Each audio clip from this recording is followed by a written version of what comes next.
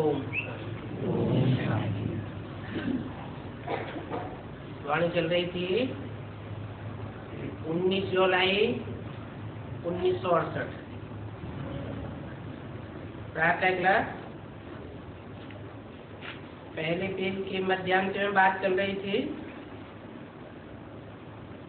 बाप कहते हैं ग्रस्त व्यवहार में रहते कमल फूल समान रहो। ग्रस्त व्यवहार को छोड़ना नहीं है। क्या है गृहस्थ और क्या है व्यवहार? ग्रह कहते हैं घर को। घर ईंटों के मकान को नहीं कहा जाता है। घर किसको कहा जाता है?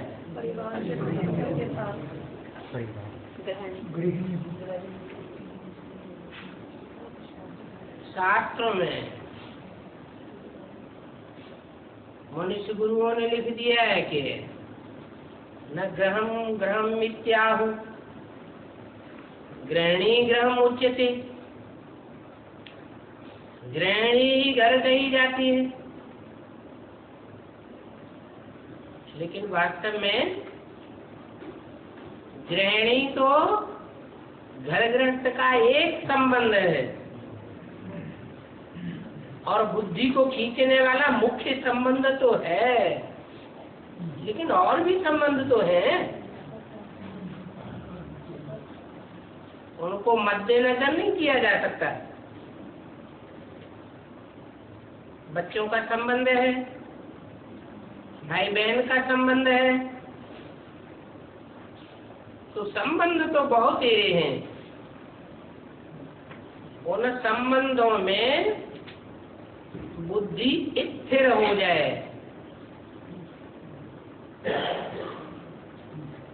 उसे कहते हैं ग्रह स्थिर।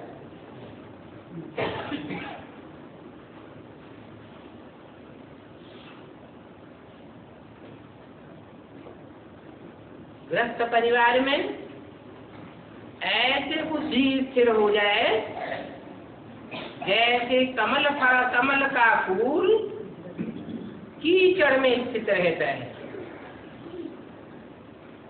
कीचड़ से लिम्पायमान नहीं होता। कीचड़ की एक बूंद भी कमल के फूल में स्थायी नहीं रह सकती अगर कमल का फूल कीचड़ से अलग कर दिया जाए।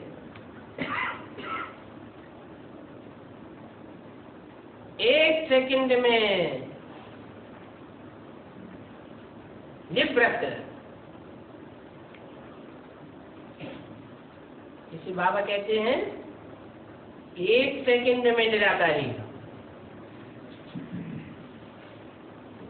निराकारी आत्मा निराकारी है ना, तो निरहंकारी, फिर निर्विकारी तो जरूर है।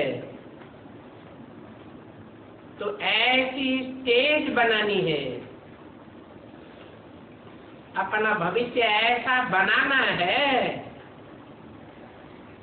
भविष्य क्यों कहा कि 5000 वर्ष के चक्र में बाप सिर्फ अंतिम जन्म में आते हैं और उस अंतिम जन्म में आकर के अगले 5000 वर्ष का प्रारब्ध एक एक मनुष्यात्मा का बनता है।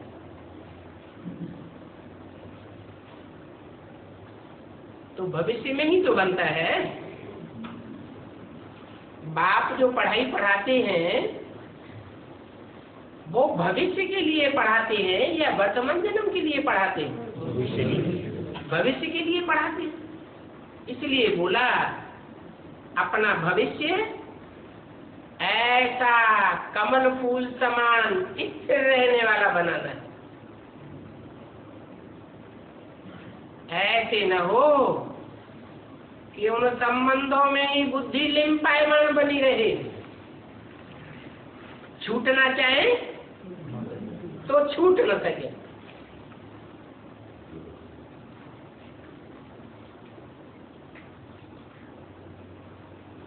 जैसे तुम पवित्र झाड़ थे, सत्ययुग त्रेता में क्या थे? पवित्र झाड़ के थे ना। ऐसे पवित्र झाड़ का बनना है, बने नहीं हो। ऐसी प्रैक्टिस करनी है। सन्यासियों माफिक नहीं, दूरबाज खुशबाज अलग हो गए। बहुत अहंकार आता है, मैं बड़ा पवित्र हूँ। ये कायरता वाली पवित्रता नहीं सिखाते हैं, ऐसी पवित्रता सिखाते हैं जिसका सैंपल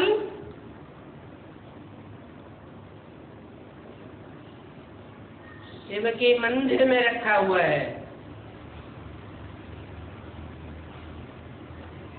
अटैचमेंट का नाम निशान नहीं है, तब पूजा होती है। कहे की लिंग की पूजा होती है, और देवताओं के लिंग की पूजा नहीं होती है, लेकिन शिव के लिंग की भी पूजा होती है, जिसको सन्यासी लोग बहुत कठिन समझते हैं। कहते हैं काजल की कोठरी में कैसो शयन हो जाए, एक लीक काजल की लागी है पहला की। घर गृहस्थ के कीचड़ में रह करके कोई लिम्पायन न हो काम विकार से, ऐसा हो ही नहीं सकता। और बाप क्या कहते हैं?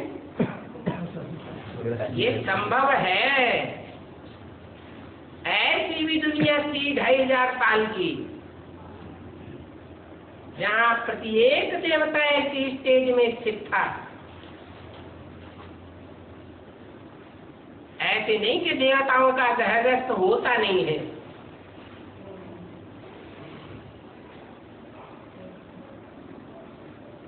तो बोला कि ऐसा बनना है, परंतु हर एक आत्मा अपना नाम रूप लेकर के पाठ बजाती है।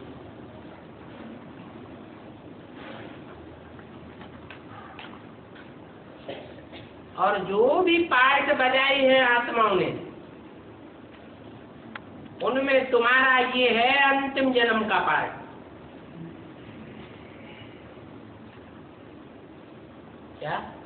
अंतिम जन्म का पाठ। अंतिम जन्म का पाठ है। अंतमते सो गति हो जानी है। पवित्रता के लिए बहुत मुझते हैं।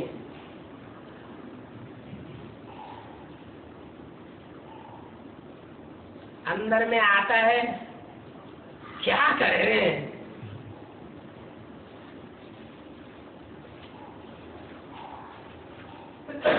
ऐसा होगा भी या नहीं होगा कि घर गृहस्थ में रहते हम पवित्र बनेंगे?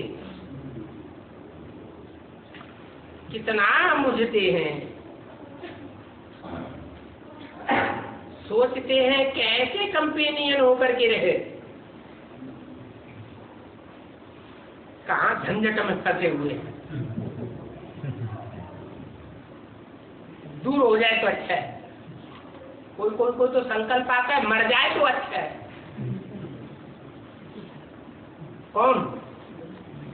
कौन मर जाए? हैं? कंपेनियन। हाँ।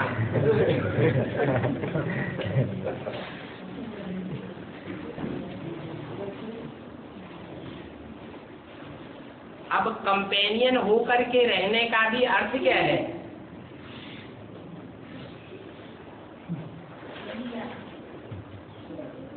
क्या अर्थ है? कंपेनियन का अर्थ ही है साथ निभाना। क्या? साथ निभाना। एक हाँ कहे और दूसरा ना कहे। तो साथ होगा? नहीं होगा। अरे कोई भी कर्म करते हैं, कोई भी इंद्रिय का कर्म करते हैं, इंद्रियों से ही कर्म किए जाते हैं। एक कहे हाँ और एक कहे ना।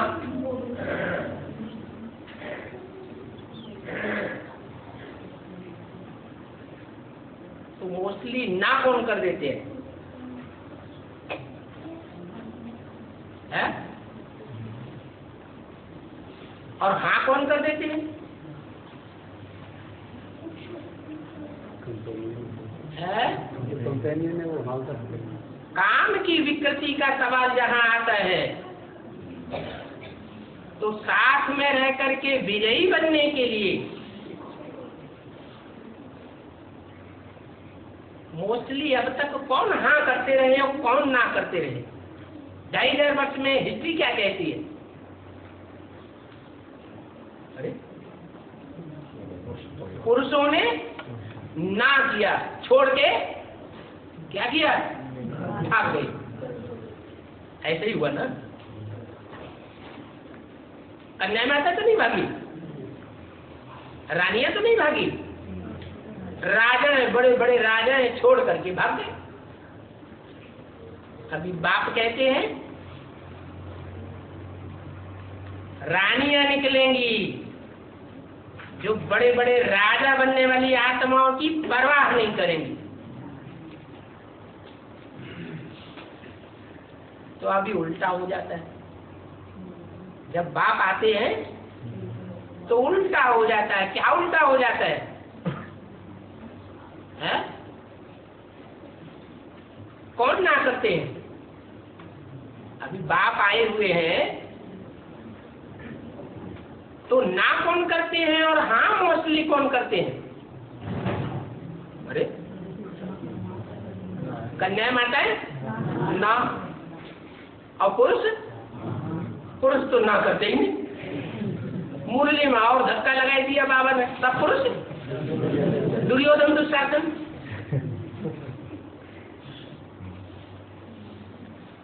जो द्वापर कलयुगी जीवन है उस जीवन में भी मोस्टली देखने में आता है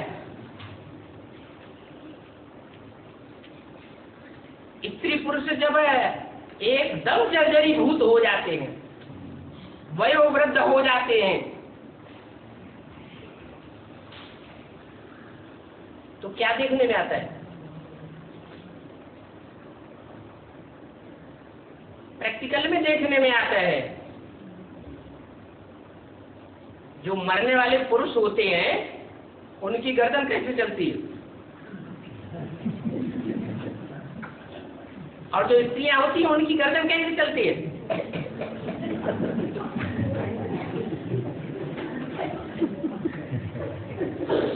ये सारे भक्ति मार्ग की बात। अभी भक्ति मार्ग नहीं है, अभी क्या है? ज्ञान मार्ग। अभी ज्ञान मार्ग है।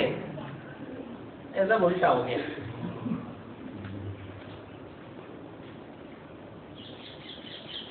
तो बाप कहते हैं कि कंपेनियन का भी अर्थ समझना चाहिए। क्या अर्थ है? कोई भी कर्म करें, जीवन साथी बने हैं ना, तो साथ निभाने के लिए प्रतिज्ञा ली है ना जीवन में, तो कर्म करने के लिए साथी बने हैं ना। साथ देना है या नहीं देना है? देना तो है, ना नहीं करनी है, लेकिन करना क्या है? अपने मन को कंट्रोल करना है। मन को ही आत्मा कहा जाता है। मनरेव आत्मा। ऐसे भी नहीं जो ऐरा गहरा नत्थु खैरा मिल जाए उसको हाँ कर देना, हाँ करेंगे। अरे उसके साथ हमने कोई अंजाम किया है? नहीं। हमें तो बाप ने अव्यभिचारी जीवन जीना सिखाया है। इसलिए मुरली में बोला है पतित बनना है, वो तो कायदा है। क्या द्वापर कलयुग की दुनिया का क्या कायदा है? पतित तो बनना ही है। अच्छा चलो द्वापर कलयुग की दुनिया की बात छोड़ दो, सतयुग त्रेता में क्या आत्मा पतित नहीं बनती? कलाएं कम नहीं होती? पतित बनना है, वो तो कायदा है, वहां भी कायदा है, इस दुनिया में भी कायदा है। परंतु एक से पतित बने, क्या अनेकों से पतित बनना, ये बेकायदे।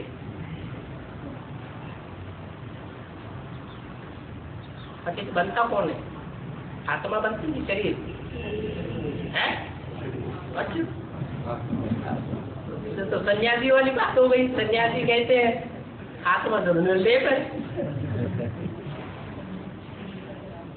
पतन आत्मा में आता है या शरीर में आता है?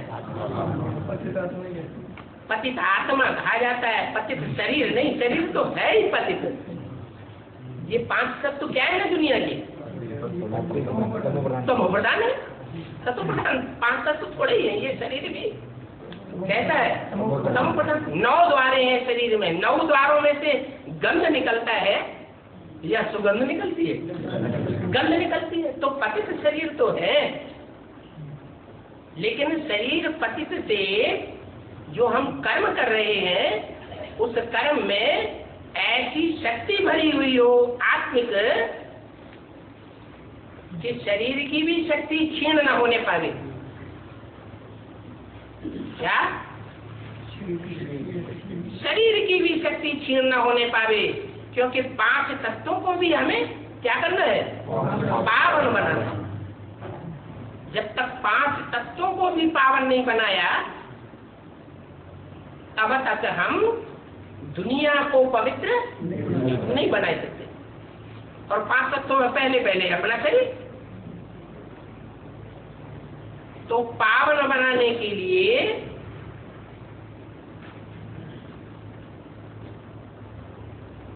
वो मनुष्यों ने जो गीता लिखी है, उसमें भी प्रश्न कर दिया है अर्जुन ने।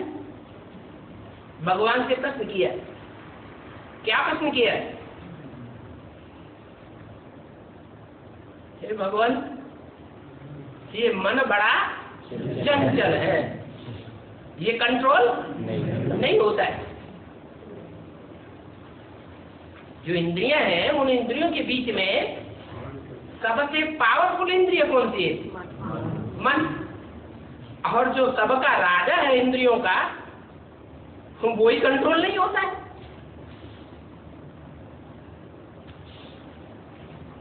तो भगवान ने क्या जवाब दिया? है अभ्यासेन तु कौन्ते वैराग्येण च गृह्यते। क्या करना चाहिए? क्या करना पड़े? अभ्यास करना पड़े। अभ्यास एक बार में हो जाता है? अभ्यास एक बार में पक्का नहीं होता। कोई होते हैं पावरफुल, क्या जिनकी जन्म जन्मांतर की प्योरिटी है, उनमें ऐसी दृढ़ता भले देखी जाती हो कि एक बार पक्का कर दिया तो दोबारा वो भूल नहीं हो सकती। जैसे मम्मा थी,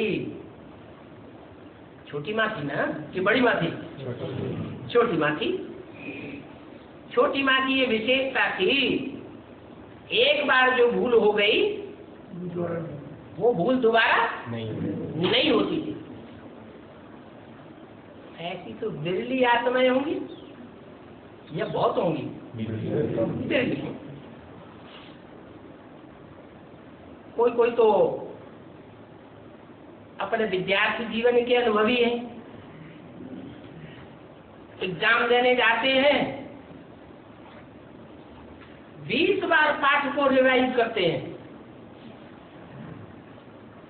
अब कहीं जाके याद होता है। और कोई ऐसे भी स्टूडेंट होते हैं कि साल में कहीं एक बार उन्होंने पढ़ लिया तो पढ़ लिया और एग्जाम में फर्स्ट क्लास मार्क्स आ जाते हैं। ये कहीं की विशेषता है? है? ये अभ्यास की विशेषता है। कोई के पूर्व जन्म का अभ्यास पड़ा हुआ है और कोई के पूर्व जन्म का अभ्यास नहीं। जो भारत के राजाएं हैं उनका जन्म जन्मांतर का पतित होने का अभ्यास है या पावन बनने का अभ्यास है? उनका पतित होने का अभ्यास है। और जो जन्म जन्मांतर की रानियां हैं भारत की, उनका पावन बनने का अभ्यास है या पतित बनने का अभ्यास है? उनका पावन बनने का अभ्यास है। इतना पावन बनने का अभ्यास है कि अगर राजा राजाएं और उनकी रैयत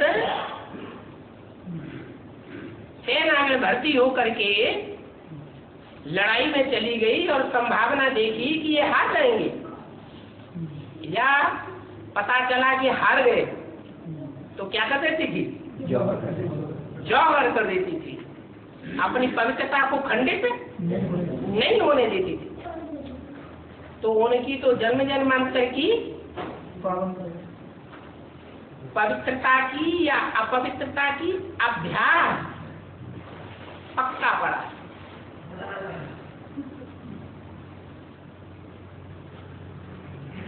किनकी बात हुई? राजा है रुद्रमाला में। क्या रुद्रमाला में सब क्या है? राजा है। अच्छा, जिनको दाढ़ी मूछ नहीं है वो राजा है?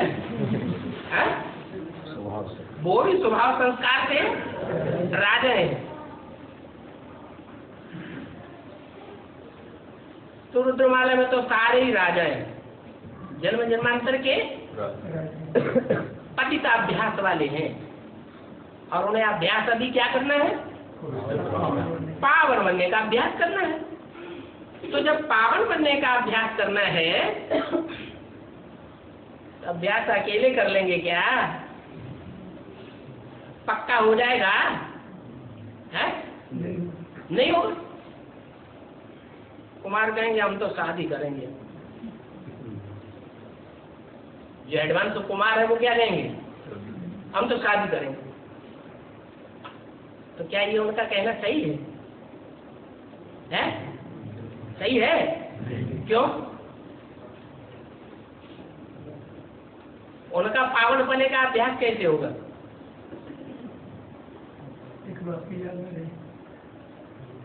अरे घर गृहस्थ में है तो कोई जरूरी थोड़े ही है कि लौकिक ही घर गृहस्थ होता है।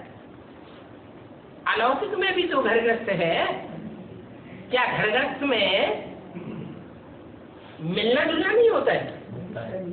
मिलना जुलना तो होता है। तो जो मिलना जुलना होता है उस अभ्यास में जो मुख्य इंद्रिय है कौन सी? नहीं, मन तो है ही, लेकिन आंख को घड़ी घड़ी कुमार भी चेक करते हैं घर गृहस्थ में रहते हुए कि हमारी आंख पतित बनती है या नहीं बनती है। सुनने के लिए कान पतित बनते हैं या नहीं बनते हैं। स्पर्श करने के लिए हाथ गुलगुलाते हैं या नहीं गुलगुलाते हैं। तो अभ्यास नहीं हो रहा है। ब्राह्मण परिवार में, बेहद के परिवार में कुमारों का भी तो अभ्यास हो रहा है, लेकिन उसे छोड़ छाड़ करके गृहस्थी जीवन में चले जाना, उसके लिए तो बाबा ने कहा है कि पहले ही रात में गड्ढे में गिर जाने,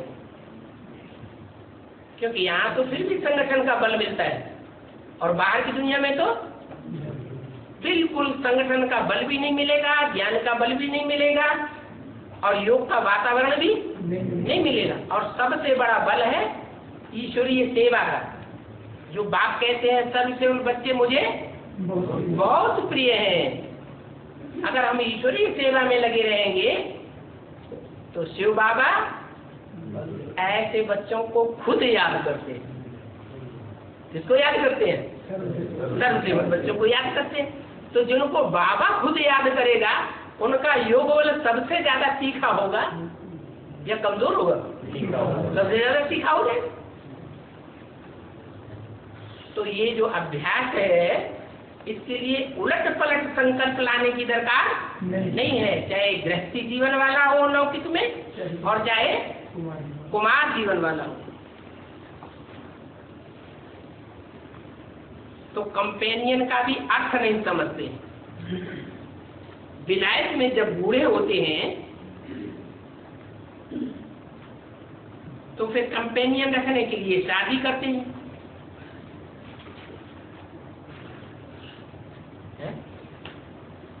बूढ़े होने के बाद शादी का मतलब क्या है?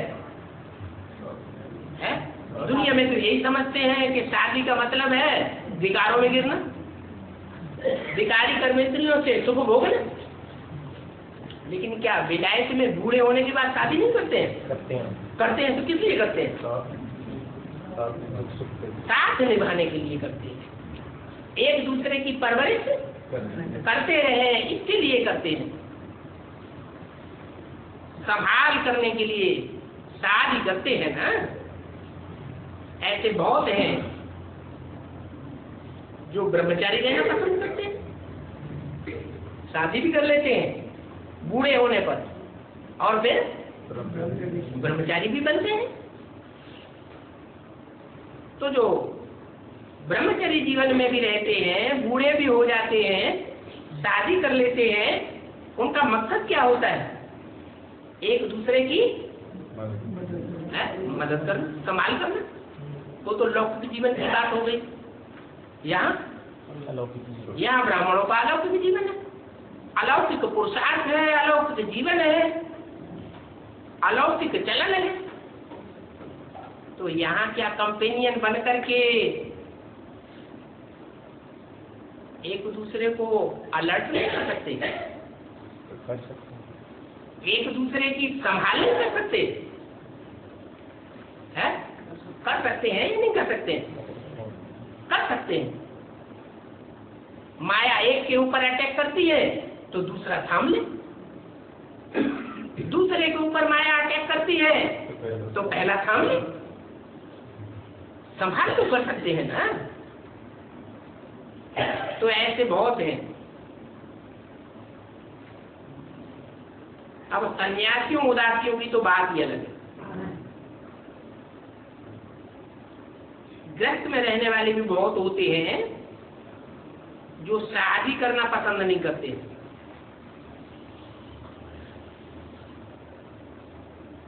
ये एक उपाधि समझते हैं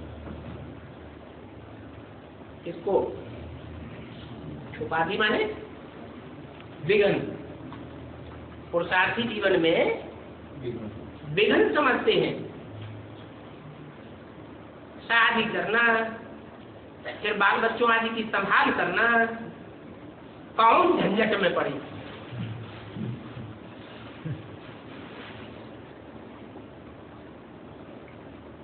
ऐसे भी गृहस्थ में रहने वाले होते हैं। इसकी बात हो रही है, सन्यासियों की बात हो रही है। कोई सन्यासी होते हैं कि जो बाबा और बाई बाई साथ साथ रहते हैं, होते हैं या नहीं होते? बाबा जी भी साथ में भ्रमण कर रहे हैं, बाई जी भी साथ में भ्रमण कर रहे हैं। गृहस्थी है कि नहीं? लेकिन गृहस्थी जीवन में होते हुए भी शादी करना पसंद नहीं करते। बाबा ने शादी की व्याख्या क्या दी है? शादी का मतलब ढोल मजीरा बजाना नहीं है, पार्टी आदि खिलाना नहीं है। शादी माना विकार में गए, माना शादी। तो ऐसे बहुत सन्यासी भी होते हैं, जो कि सन्यासी तो भांति भांति के हैं। ऐसे गृहस्थ व्यवहार में रहने वाले सन्यासी भी होते हैं जो बाल बच्चों की पैदाइश और उनकी पालना की झंझट में रहना पसंद नहीं करते।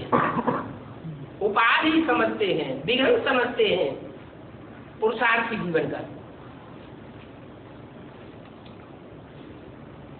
सोचते हैं कि जाल फैलावे और फिर उसमें फंस जावे। ऐसा हम करें ही क्यों? ऐसे बहुत यहाँ भी आते हैं। कौन आते हैं? ऐसे सन्यासी जो घर गृहस्थ में रह करके झंझट पालना नहीं पसंद करते हैं, ऐसे सन्यासी यहाँ भी आते हैं। 40 वर्ष हो गया ब्रह्मचारी रहते हैं। अब 40 वर्ष तक उन्होंने अपने को कंट्रोल किया, बाल बच्चों का गृहस्थ जीवन नहीं बनाया, इसके बाद फिर क्या शादी करेंगे? स्वतंत्र रहना पसंद करते हैं। तो बाप उन्हों को भी देख करके खुश होते हैं। इसलिए खुश होते हैं? समझते हैं इन्होंने तो बहुत अच्छी प्रैक्टिस की, मन को कंट्रोल करने की बहुत अच्छी प्रैक्टिस की। बाप समझते हैं ये तो है ही बंधन रहित, बाकी रहा शरीर का बंधन। मन के बंधन से तो परे हुए, बाकी क्या रहा? शरीर का बंधन। इस बंधन में देह सहित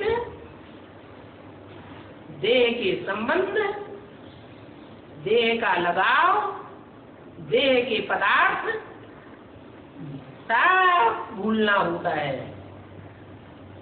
अच्छे अच्छे पदार्थ खाने की दिल रहेगी, मेवे खाएंगे, रबड़ी मलाई पिएंगे, तो इंद्रियां सहयोग देंगी या इंद्रियां जोर मारेंगी? जोर मारेंगी। अब वो चाहे वो दुनियावी सन्यासी हो और चाहे ब्राह्मण जीवन के बेसिक वाले सन्यासी हो और चाहे एडवांस की दुनिया के सन्यासी हो। इसलिए बाप कहते हैं सादा जीवन ऊंचे विचार रखो, सादा खाना, सादा पहनना और सादा हमारी चलन होनी चाहिए, न बहुत अच्छा और न बहुत खराब। तो सब कुछ देह सहित देह के संबंध, देह के पदार्थ साफ से उपराम होना है। सिर्फ एक बाप को ही याद करना है। हमारा कोई और दूसरा सहारा नहीं, दूसरी प्राप्ति की आस नहीं। क्या? एक बाप दूसरा नहीं। और जिसके लिए एक ही है, तो इसे एक से उसके लिए एक फिकरा भी है भक्ति मार्ग में, जय भी दे रहा भी दे रही। जैसे वो रखे, जैसे वो चलाए, जैसे वो खिलाए पिलाए, उठाए बैठाए, जहां ले जाए, ऐसी स्टेज बनानी है। अपनी कोई इच्छा इच्छा मात्रम विद्या, और कोई भी देहदारी को याद नहीं करना है। क्राइस्ट, बुद्ध, ये सब क्या थे? देहधारी थे कि निराकारी थे? देहधारी थे। बड़ी ऊंची ऊंची हस्तियां हैं, लेकिन इतनी ऊंची हस्तियां भी हमारे जीवन में अगर पहले ही आ जाए संसर्ग में, संपर्क में, तो उनकी आस करनी है क्या? उनकी भी आस नहीं करनी है। हम जानते हैं ये सब जरूर पुनर्जन्म में आएंगे। क्या? बड़ी बड़ी से ऊंची दुनिया की ये हस्तियां, वो भी सब पुनर्जन्म में आती है। एक बाप है जो पुनर्जन्म में नहीं आता है। तो निराकार शिव तो देहधारी नहीं है, देहधारी नहीं होता। शिव ज्योति बिंदु देह को धारण नहीं करता है?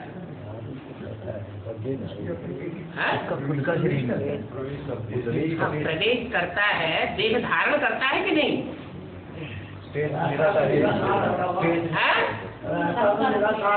हाँ, देह धारण तो करता है, लेकिन देह धारण करते हुए भी किसी में लगाव, किसी में झुकाव होता ही नहीं। जब किसी में लगाव और झुकाव भी नहीं होगा तो पुरुषार्थ निरंतर एक रस रहेगा, ऊंचा चढ़ता रहेगा, या बीच बीच में नीचे भी गिरेगा? ऊंचा ही रहेगा। देहधारी माने जिसकी महात्मा रूपी बुद्धि देह में धरी रहती है। देहधारी का मतलब ये नहीं देह को धारण करने वाला, वास्तव में मन बुद्धि से जिसकी बुद्धि देह में धरी रहे। निराकार आत्मा, आत्मा के चिंतन में, आत्मा के भविष्य चिंतन में, अनेक जन्मों के चिंतन में, आत्मा के बाप के चिंतन में बुद्धि न लगे। देह में बुद्धि धरी रहे तो हुआ देहधारी, नहीं तो निराकारी। इसलिए उनका नाम ही है शिव। क्या? शिव माने कल्याणकारी। और जो भी हस्तियां हैं दुनिया की बड़े से बड़ी, वो ना अपना कल्याण कर पाती है और न दुनिया का कल्याण कर पाती है। एक शिव पार्टधारी ही ऐसा है, इस संसार में आकर के प्रैक्टिकल पार्ट बजाता है, जो कल्याणकारी है। इसलिए उनका मंदिर भी है। मंदिर माने है यादगार मंदिर है। क्या यादगार है? ऐसा कुछ काम करके दिखाया है, जो काम और कोई भी देवात्मा या कोई भी मनुष्य आत्मा या कोई भी राक्षसी आत्मा ऐसा काम करके दिखाए नहीं सकती।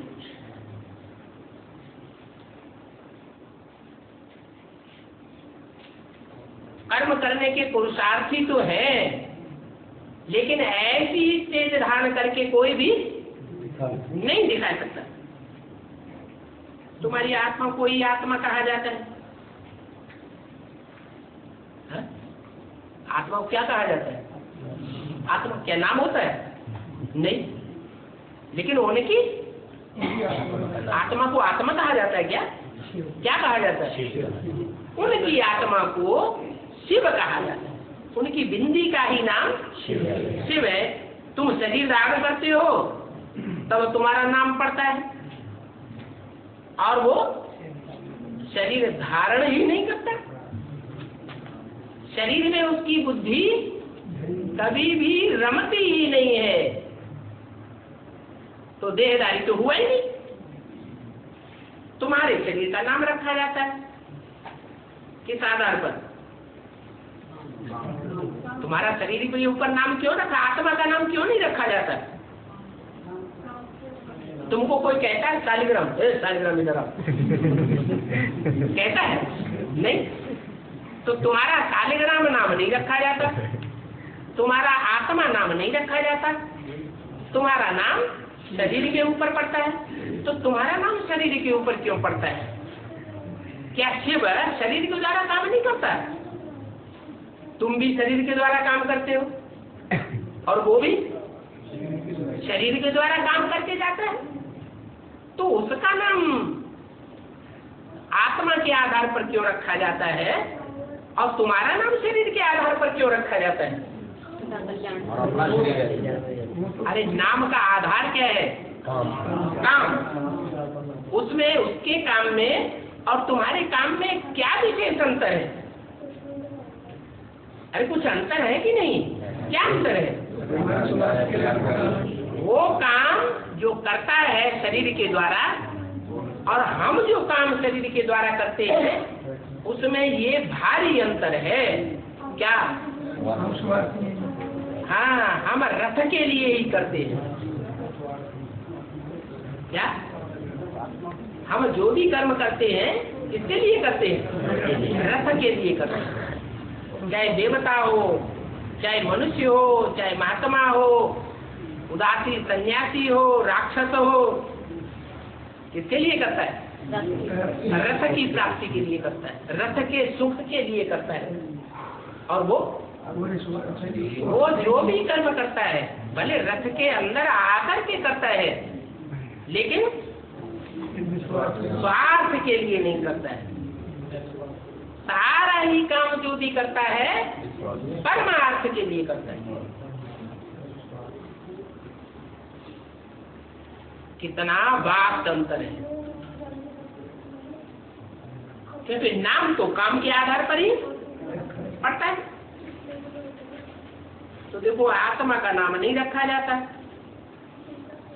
तुम्हारे तो शरीर का नाम रखा जाता है। नाम जो है वो जीवात्मा का रखा जाता है।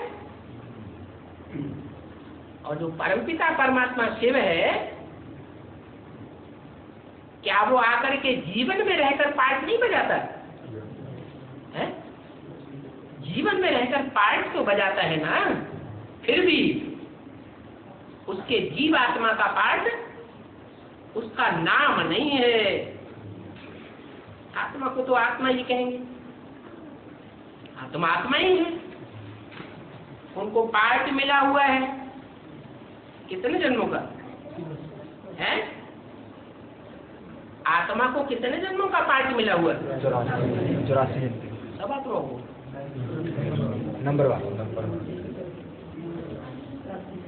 वास्तव में जो आत्म की स्थिति में रहने वाली आत्माएं हैं,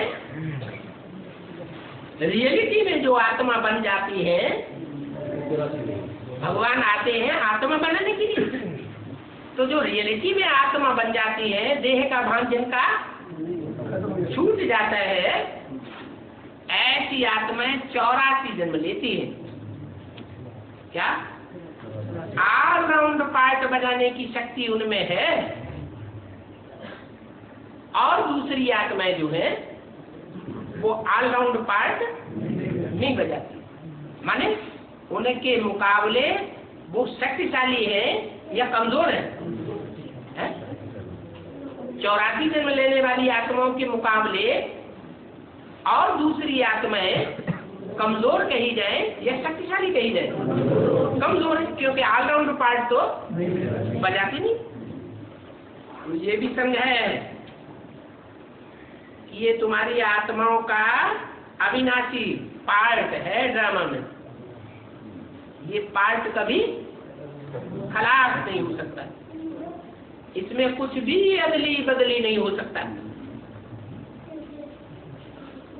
84 जन्म पूरा करके पहला नंबर जन्म लेना पड़ेगा। क्या? छुटकारा नहीं है। 19 जुलाई 68 की वाणी का दूसरा पेज। ये तो जानते हो,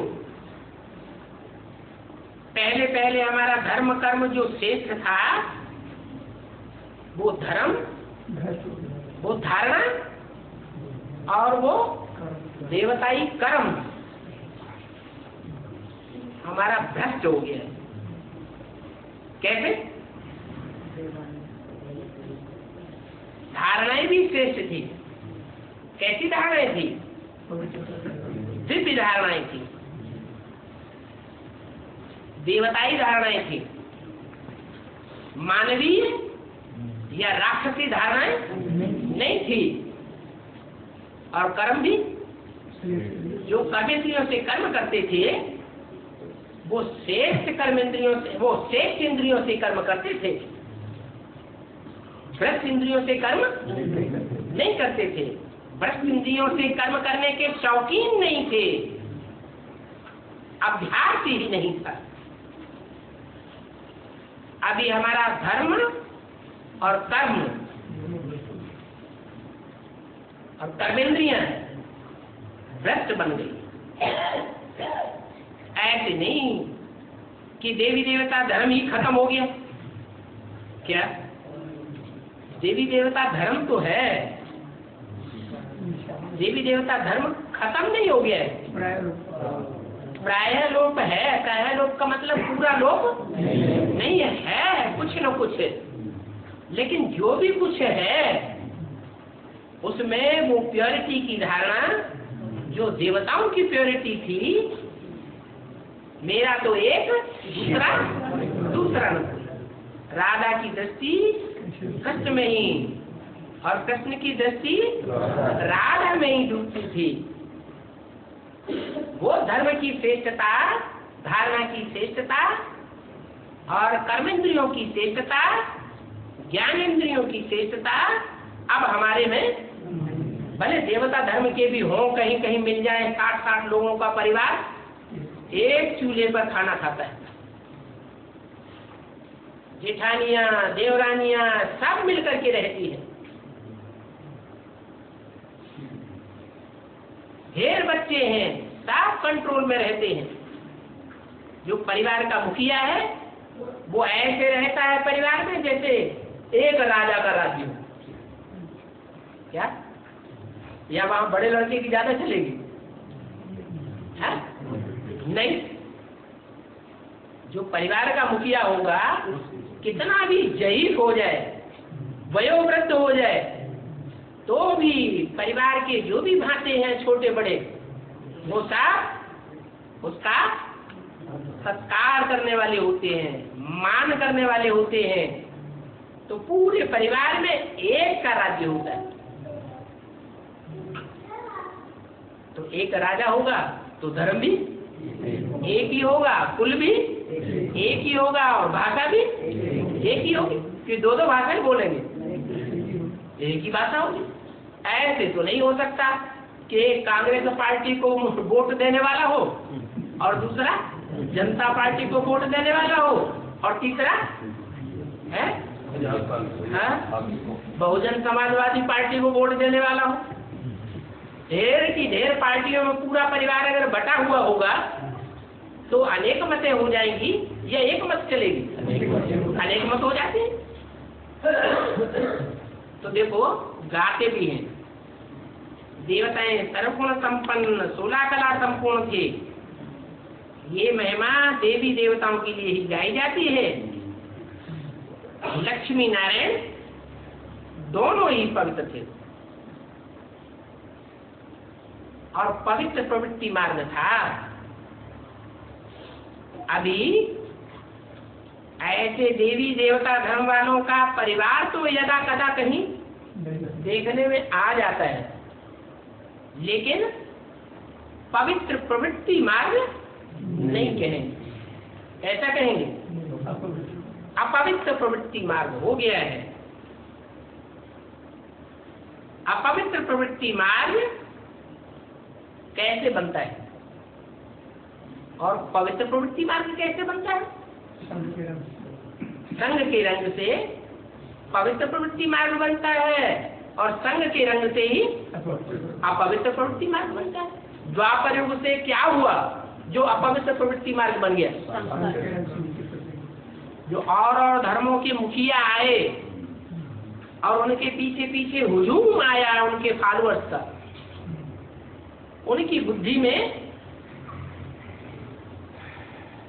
अब विचार क्या चीज होती है ये उनकी बुद्धि में बैठा होता है क्या? नहीं। जैसे जानवर अपनी जिंदगी जीते हैं, जानवर कैसी जिंदगी जीते हैं? जानवरों में कौन भाई बहन है, कौन माँ है, ये संबंधों की स्मृति रहती है क्या? नहीं। इंद्रियों का आवेग आया और जो मिला उसके साथ संबंध जोड़ लिया। तो जानवरों की बुद्धि में और मनुष्य की बुद्धि में अंतर पड़ जाता है। जैसा संग वैसा रंग बन जाता है। खान पान का भी यही हिसाब है। जो जानवरों का मांस खाने के आदी हैं उनकी बुद्धि कैसी बनेगी? जानवरों जैसा खून समा जाता है देह में, जानवरों जैसी बुद्धि बन जाती है। तो अन्न दोष और संग दोष ये प्रवृत्ति मार्ग को नष्ट कर देता है। 84 जन्मों में भिन्न भिन्न नाम रूप देश काल फिरते हैं, कि तो समझते हो कि तुम्हारा 84 का चक्र जरूर है। किसी को संशय आता है, पता नहीं हमारे 84 जन्म होंगे या नहीं होंगे। बाप ने बताया है, मीठे मीठे बच्चों, तुम अपने जन्मों को नहीं जानते। क्या? जो तुमने 84 का चक्र लगाया है तुम्हारी आत्मा ने, उस आत्मा के 84 के चक्र को तुम जानते नहीं हो कि कैसे कैसे, किस कुल में, किस ग्रुप विशेष में, कौन से स्थान विशेष में हमने कैसा कैसा पार्ट बजाया, तुम नहीं जानते हो। भूल जाते हैं, भूल जाते हैं। हाँ, अनेक जन्म का चक्र में आने से भूल जाते हैं। अभी मैं तुमको स्मृति दिलाता हूँ। क्या स्मृति दिलाता हूँ? भूल क्यों जाते हैं? नहीं, भूल इसलिए जाते हैं कि नया जन्म लेने से नई देह के चक्र में आ जाते हैं, नई देह के बंधन में आ जाते हैं, तो पुरानी बातें भूल जाती हैं। अभी मैं तुमको स्मृति दिलाता हूँ कि तुम देह के बंधन वाले नहीं हो। तुम क्या हो? तुम आत्मा हो। तुम्हारी बुद्धि में ये बात बैठती है। जिन्होंने पूरे 84 जन्म नहीं लिए हैं, उनकी बुद्धि में ये बात जल्दी नहीं बैठती है कि हम आत्मा हैं। तो आत्मिक स्थिति में तुम जल्दी अपने को धारण कर लेते हो।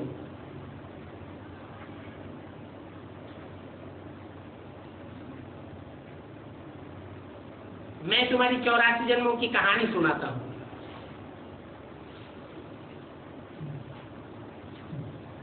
क्या सबकी 84 जन्मों की कहानी सुनाते हैं?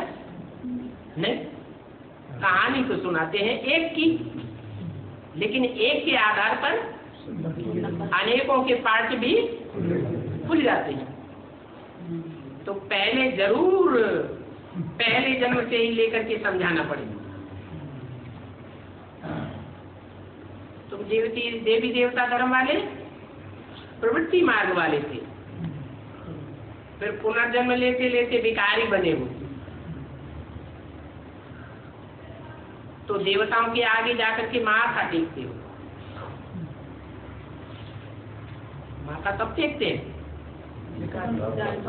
जब भिखारी बनते हैं तो पवित्र बनने वालों के सामने जाकर माथा टेकते हैं। शूटिंग कहाँ होती है? अरे इस बात की भी शूटिंग होती होगी कि नहीं होती होगी? कैसे होती? कैसे संदर्भ में शूटिंग होती है? यहाँ हम किसी के सामने माथा टेकेंगे जाके क्या? यहाँ इतने बैठे हुए हैं ब्राह्मण, किसी के सामने हम माथा टेक लेते हैं क्या? बुद्धि को झुका देते हैं, जैसा आप जैसे कि बताएंगे वैसे हम चलेंगे। झुकाते हैं अंदर से तो मानते हैं, अंदर से सारी बातें मान लेते हैं। बहुत सी बातें मानते हैं, बहुत सी अब नहीं मानते। तो माथा तो नहीं टेकते। अगर बहुत सी बातों में मान लेते हैं और कोई बातों में नहीं मानते हैं, सर ऊंचा कर लेते हैं, नहीं हम तुम्हारी बात नहीं मानेंगे, हम आपकी बात मानेंगे। तो माथा टेकना तो नहीं कहा जाता। लेकिन द्वापर युग में क्या करते हैं? देवताओं के जो मंदिर बनाते हैं, उन मंदिरों के सामने जाकर माथा टेकते हैं। मंदिर बनाते हैं कि नहीं? तो यहाँ मंदिर बनाने की शूटिंग करते हैं या नहीं करते हैं? अरे भक्ति मार्ग में मंदिर बनाते हैं, तो यहाँ मंदिर नहीं बनाते होंगे? बेसिक सेंटर बनाते हैं। बेसिक सेंटर में पूजा करते हैं क्या और देवी की दुर्गति कर देते हैं?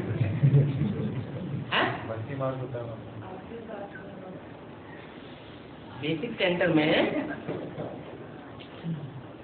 जब एडवांस निकला तो एडवांस वालों ने उन देवी देवताओं की पूजा करना चालू रखा, छोड़ दिया या उनको छोड़ दिया? शूटिंग कहाँ हुई?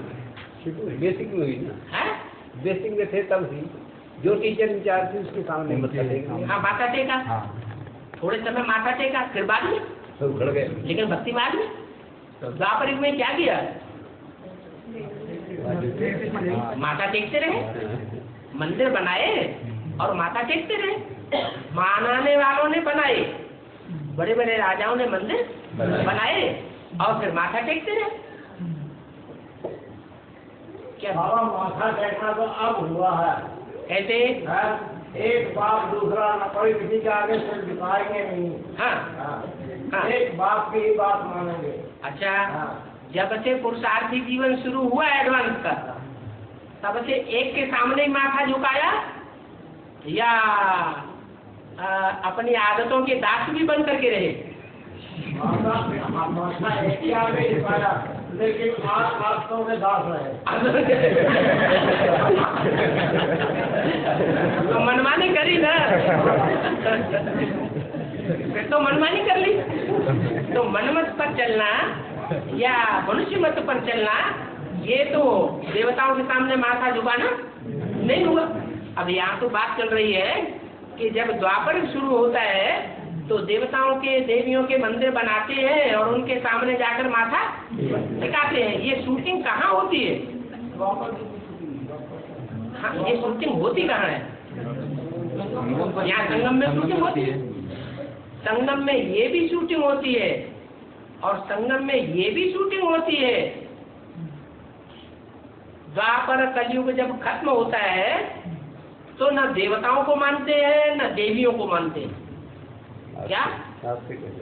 न किसी दूसरे धर्म वाले धर्म पिता को मानते, न मंदिर को मानते, न गिरजाघर को मानते, न मस्जिद को मानते, न गुरुद्वारे को मानते। एकदम नास्तिक, एकदम नास्तिक हो जाते। बेसिक में भी ऐसे होता है और एडवांस में भी ऐसा होना है। कोई अभी से ही चालू कर रहे हैं, जो और पार्टियां में जा रहे हैं, उन्होंने शुरुआत कर दी कि नहीं कर दी? कर दी। तो बोला देवताओं के आगे जाकर के माथा टेकते हो। क्रिश्चियन लोग जो होंगे वो क्राइस्ट को, बौद्ध लोग बुद्ध को, और नानक वाले नानक के दरबार में जाएंगे। उससे मालूम पड़ता है क्या?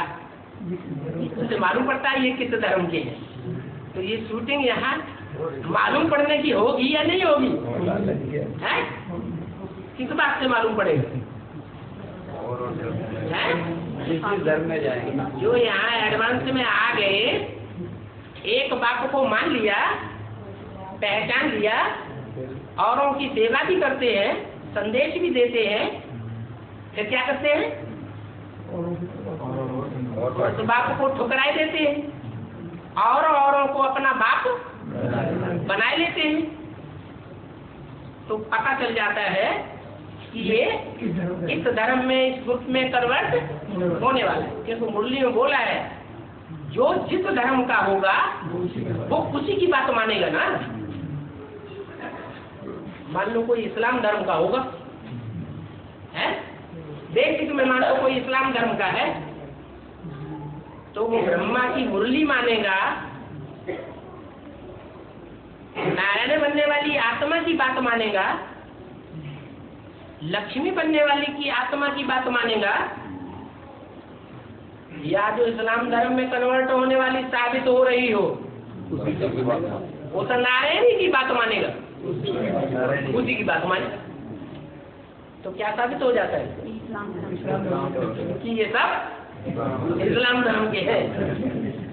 उनको लाख समझाओ लेकिन वो कान पे उंगली रख करके हमारी बात सुनने के लिए इनकार कर देंगे। तो मालूम पड़ जाता है ये किस धर्म का है। तुम्हारे लिए तो कह देते हैं ये हिंदू है, क्या तो कहते हैं ये तो हिंदू है। आज सनातन देवी देवता धर्म रह ही कहाँ गया, किसको भी पता नहीं, प्राय लोग हो गया। चित्र है भक्ति मार्ग के लिए। भारत में चित्र तो अनेक बनाए हैं ना, है ये चित्र जो अनेक प्रकार के बनाए हैं देवी देवताओं के, इस बात की यादगार है, चरित्र की यादगार है। तो बाप भी बताते हैं कि यहाँ तुम शूटिंग पीरियड में जो जो चरित्र करते हो, हैं उन चरित्रों से तुम्हारे पार्ट खुलते जाते हैं। इसलिए अज्ञातवाणी में बोला है, कोई के राक्षस राक्षसियों के चेहरे बन रहे हैं, कोई के देवी देवताओं के चेहरे बन रहे हैं।